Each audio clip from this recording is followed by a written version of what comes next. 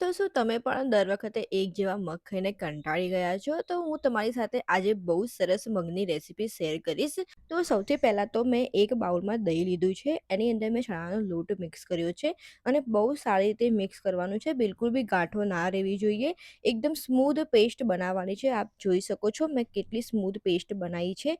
અને આ ખાંડલીમાં મેં થોડું લસણ કૂટી લીધું છે અને થોડી મેં ઓનિયન કટ કરી લીધી છે. તો ચલો બધી તૈયારી થઈ ગઈ છે. હવે મગ બનાવીશું. કડાઈમાં મેં તેલ લીધું છે. એની અંદર મેં થોડું જીરું એડ કર્યું છે અને તમે રહી ભાવતી હોય તમે રહી પણ એડ કરી શકો છો. મને પસંદ નથી એટલે મેં જીરું એડ કર્યું છે ખાલી. પછી મેં એની અંદર લસણની પેસ્ટ એડ કરી છે, ઓનિયન એડ કરી છે અને બહુ જ સારી રીતે તમારે એને પકાવવાનું છે. એટલે રેડ થઈ જાય ત્યાં સુધી તમારે એને પકાવવાનું છે. પછી તમારે એની અંદર જે દહીં અને ચણાનો લોટ જે મિક્સ કર્યો હતો એ તમારે એડ કરી લેવાનો છે અને બહુ સારી રીતે બધું જ મિક્સ કરી લેવાનું છે અને ગેસનો ફ્લેમ એકદમ સ્લો કરી દેવાનો છે એટલે દહીં ફાટી ના જાય. અને એની અંદર જો આપણા રેગ્યુલર મસાલા છે એ આપણે એડ કરવાના છે. ધાણા જીરું પાવડર, મરચું, ગરમ મસાલો, હળદર અને મીઠું.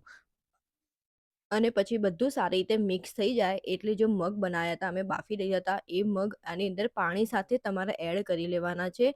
અને ફરી પાછું તમારે બહુ સારી રીતે મિક્સ કરીને ઢાંકીને એને 10 મિનિટ બનાવવા દેવાના છે. અને મેં આની અંદર થોડું કાશ્મીરી મરચું બી એડ કર્યું છે તારી કલર બહુ સરસ આવે.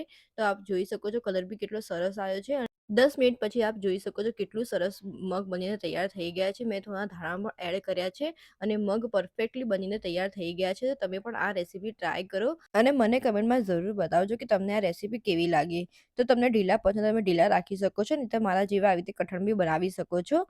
તો મારે ટિફિનમાં પેક કરવાના હોય છે એટલે મારે થોડા મગ આવા કઠણ જ જોઈએ છે. તો ચલો હવે ટિફિન પેક કરી લઈએ. તો ટિફિનમાં આથેલી હળદર અને લીલા મરચાં તો અત્યારે હું જરૂરથી લઉં જ છું.